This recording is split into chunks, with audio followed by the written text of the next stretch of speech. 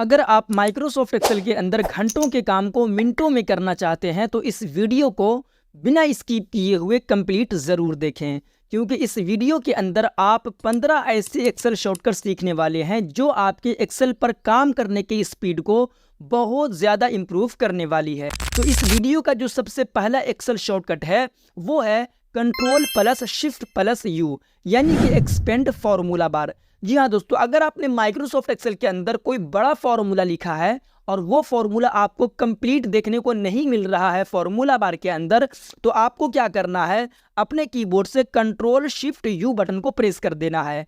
आप देख सकते हैं कि जैसे ही हमने control shift you button press किया तो हमारा जो फॉर्मूला बार है वो एक्सपेंड होकर बड़ा हो गया है। अगर इसके अंदर बहुत बड़ा फॉर्मूला भी लिखा हुआ होता तो वो कंप्लीट तरीके से देखने को मिल जाता। तो इस प्रकार से दोस्तों आप अपने फॉर्मूला बार को एक्सपेंड करके देख सकते हैं। अब बढ़ जाते हैं अगले शॉर्टकट की तरफ, जो है कंट्रोल प्लस स्पेस, यानी कि सिलेक्ट कॉलम। अगर आप एक्सेल के अंदर किसी एक कॉलम को एक बार में सिलेक्ट करना चाहते हैं तो आप अपने कीबोर्ड से कंट्रोल प्लस स्पेस बटन के माध्यम से सिलेक्ट कर सकते हैं। जैसे फॉर एग्जाम्पल हमें टोटल मार्क्स वाला, यानी कि ये टोटल मार्क्स का जो कॉलम है, यानी कि एच का जो कॉलम है, हमें उसे एक बार में सिलेक्ट करना है। तो हम क्या करेंगे, control plus space button press करेंगे तो आप देख सकते हैं कि जो एच कॉलम था, यानी कि टोटल मार्क्स का जो कॉलम था, वो एक बार में कंप्लीट सिलेक्ट हो चुका है। अब सिलेक्ट करने के बाद आप इसके साथ जो करना चाहते हैं वो कर सकते हैं।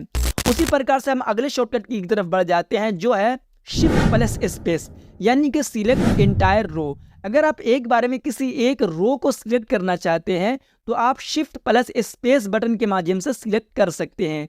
जैसे फॉर एग्जांपल आप यूँ समझ लीजिए, मुझे 6 नंबर का रो सिलेक्ट करना है, तो आप क्या कीजिएगा, shift plus space button press कीजिएगा तो आप देख सकते हैं कि जो 6 नंबर का रो था वो एक बार में सिलेक्ट हो चुका है। अब बढ़ जाते हैं अगले शॉर्टकट की तरफ, जो है कंट्रोल प्लस जीरो, यानी कि हाइड कॉलम।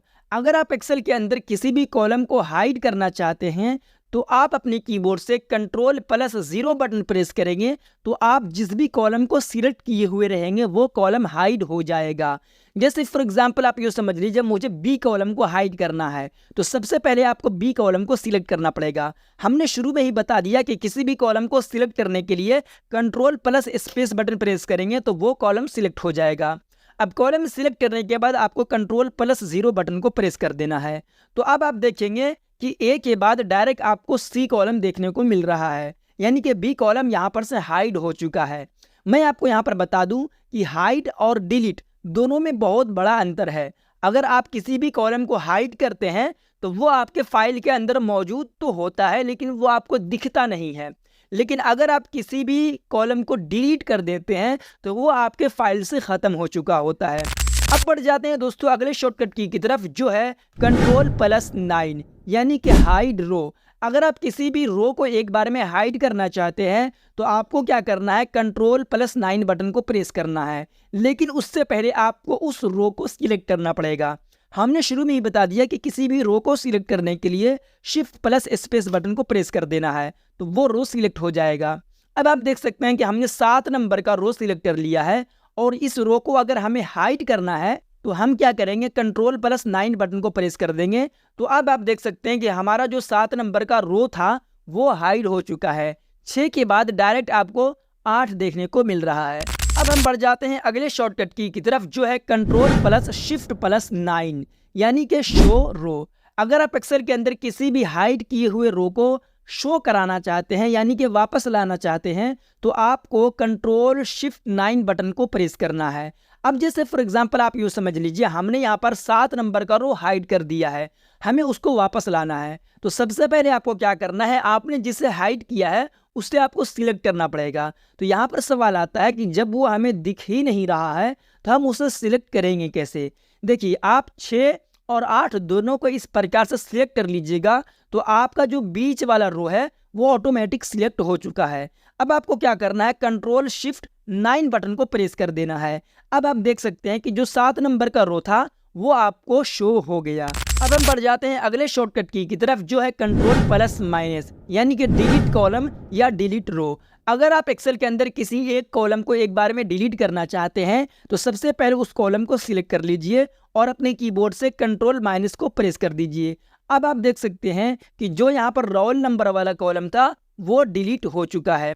उसी प्रकार से अगर आप किसी रो को डिलीट करना चाहते हैं तो सबसे पहले आप उस रो को सिलेक्ट कर लीजिए। जैसे देख सकते हैं कि हमने रवीश कुमार वाला रो सिलेक्ट कर लिया है और हम क्या करेंगे, कंट्रोल+- बटन को प्रेस कर देंगे। तो अब आप देख सकते हैं कि बीच में जो रवीश कुमार था वो डिलीट हो चुका है। अब हम बढ़ जाते हैं दोस्तों अगले शॉर्टकट की तरफ, जो है Shift+F11 यानी कि इंसर्ट शीट। आप यहाँ पर देख सकते हैं यहाँ पर अभी फिलहाल 3 शीट मौजूद है। अगर आप एक्स्ट्रा शीट इंसर्ट करना चाहते हैं तो आपको क्या करना है, Shift+F11 बटन को प्रेस कर देना है। जैसे ही आप Shift+F11 बटन प्रेस करेंगे तो आप देख सकते हैं कि यहाँ पर सिर्फ 3 ही शीट था, लेकिन अब यहाँ पर चौथा शीट भी देखने को मिल रहा है। अब बढ़ जाते हैं दोस्तों अगले शॉर्टकट की तरफ, जो है Alt+E+L यानी कि डिलीट शीट। अगर आप एक्सेल के अंदर किसी भी शीट को डिलीट करना चाहते हैं तो आपको क्या करना है, अल्ट बटन को दबाकर छोड़ देना है, उसके बाद EL बटन को प्रेस कर देना है। अब आप देख सकते हैं कि जहां पर 4 शीट अभी फिलहाल देखने को मिल रहा था, अब वहां पर सिर्फ 3 ही शीट देखने को मिल रहा है। अब बढ़ जाते हैं अगले शॉर्टकट की तरफ, जो है Ctrl+T यानी कि क्रिएट टेबल। अगर आप एक्सेल के अंदर किसी भी डेटा के ऊपर टेबल लगाना चाहते हैं तो आप Ctrl+T के माध्यम से किसी भी डेटा के ऊपर टेबल लगा सकते हैं। जैसे फॉर एग्जांपल आप यूँ समझ लीजिए हमें इस डेटा के ऊपर टेबल लगाना है, तो हम क्या करेंगे, सबसे पहले इस वाले डेटा को सिलेक्ट कर लेंगे Ctrl+A बटन प्रेस करके। अब यहाँ से हम Ctrl+T बटन प्रेस करेंगे और ओके पर क्लिक कर देंगे। तो अब आप देख सकते हैं कि हमारे इस डेटा के ऊपर टेबल लग चुका है। टेबल लगाने का फ़ायदा यह हुआ, सबसे पहला फ़ायदा तो ये हुआ कि एक बार में ये फॉर्मेट हो चुका है और आप इसको फिल्टर करके भी देख सकते हैं।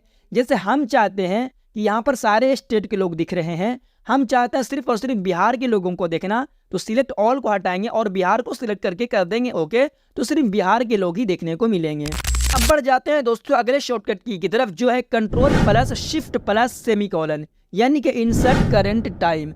अगर आप एक्सेल के अंदर करेंट टाइम को इंसर्ट करना चाहते हैं तो Ctrl, Shift और सेमीकोलन बटन को प्रेस कर दीजिएगा, तो आप करेंट टाइम को इंसर्ट कर पाएंगे। आप देख सकते हैं यहाँ पर 11:09 PM है और यहाँ पर भी 11:09 PM है। अब बढ़ जाते हैं अगले शॉर्टकट की तरफ, जो है Ctrl+सेमीकोलन यानी कि इंसर्ट करेंट डेट। अगर आप Ctrl+सेमीकोलन बटन प्रेस करते हैं तो आज का जो डेट है वो आप इंसर्ट कर पाएंगे। यहाँ पर आप देखेंगे तो 2/22/2024 यानी कि 22 तारीख है और फरवरी और 2024 है। तो यहाँ पर इसी जो फॉर्मेट में यहाँ पर आपको डेट देखने को मिलेगा वही फॉर्मेट में आप डेट इंसर्ट कर पाएंगे। अब बढ़ जाते हैं दोस्तों अगले शॉर्टकट की तरफ, जो है Ctrl+K यानी कि क्रिएट हाइपरलिंक। अगर आप किसी भी टेक्स्ट को हाइपरलिंक में कन्वर्ट करना चाहते हैं तो आप सबसे पहले उस टेक्स्ट को सिलेक्ट कर लीजिए। जैसे फॉर एग्जांपल हमने इस वाले बिहार को सिलेक्ट किया और Ctrl+K बटन को प्रेस कर दिए, तो ये हाइपरलिंक के लिए यहाँ पर रेडी हो चुका है। अब हाइपरलिंक की मदद से होता ये है कि आप किसी दूसरे फाइल को इससे लिंक कर सकते हैं। जैसे फॉर एग्जांपल आप यूँ समझ लीजिए हम यहाँ से किसी दूसरे फाइल को सिलेक्ट कर लेते हैं, ठीक है ना। हमने यहाँ से पाइवट टेबल वाले फाइल को सिलेक्ट किया और उसके बाद यहाँ से कर देते हैं ओके। तो अब आप देख सकते हैं कि ये जो बिहार वाला टेक्स्ट है वो हाइपरलिंक में कन्वर्ट हो चुका है। अगर आप इस वाले टेक्स्ट पर क्लिक कीजिएगा तो इस वाले टेक्स्ट से जो भी फाइल लिंक है वो खुल जाएगा। जैसे हमने इस पर क्लिक किया तो अब आप देख सकते हैं कि पाइवट टेबल वाली फाइल को हमने यहाँ से लिंक किया था, पाइवट टेबल वाला फाइल यहाँ से खुल गया है। अब बढ़ जाते हैं दोस्तों हम अगले शॉर्टकट की तरफ, जो है Alt+= यानी कि ऑटोसम। अगर आप एक्सेल के अंदर एक बार में टोटल करना चाहते हैं तो आप Alt+= बटन प्रेस करके टोटल कर सकते हैं। जैसे हम चाहते हैं कि इन सब को जोड़कर टोटल क्या आएगा वो हम यहाँ पर निकालना चाहते हैं, वो भी बिना फॉर्मूला के, तो हम Alt बटन दबाकर == बटन प्रेस करेंगे और इंटर बटन प्रेस कर देंगे, तो इन सब को जोड़कर टोटल क्या बनता है वो यहाँ पर निकल कर आ गया है। अब हम बढ़ जाते हैं आज के आखिरी और 15वें नंबर की शॉर्टकट की तरफ, जो है Alt+HBA यानी कि अप्लाई ऑल बॉर्डर। अगर आप किसी भी डेटा के ऊपर बॉर्डर अप्लाई करना चाहते हैं तो आप Alt+HB के माध्यम से बॉर्डर अप्लाई कर सकते हैं। सबसे पहले आप Ctrl+A बटन प्रेस करके उस डेटा को सिलेक्ट कर लीजिए, उसके बाद Alt बटन दबाकर छोड़ दीजिए और HBA बटन को प्रेस कर दीजिएगा। तो आप देख सकते हैं कि जिस डेटा पर पहले टेबल नहीं था अब उस डेटा पर आपको टेबल भी देखने को मिल रहा है। और इसी प्रकार से अगर आप इस बॉर्डर को हटाना चाहते हैं तो आप फिर से Alt बटन को दबाइए और HB दबाने के बाद N बटन को प्रेस कर दीजिए। आप देख सकते हैं कि जहां पर पहले बॉर्डर था अब वहां से बॉर्डर हट चुका है। तो इस प्रकार से दोस्तों आप किसी भी बॉर्डर को लगा और हटा सकते हैं। तो उम्मीद है कि आपको ये 15 शॉर्टकट पसंद आया होगा। अगर आपको ये वीडियो पसंद आया है तो इस वीडियो को एक लाइक कीजिए, चैनल को सब्सक्राइब करके नोटिफिकेशन बेल को ऑन कर लीजिए। चलिए मिलते हैं फिर से एक नए वीडियो में, जब तक के लिए जय हिंद।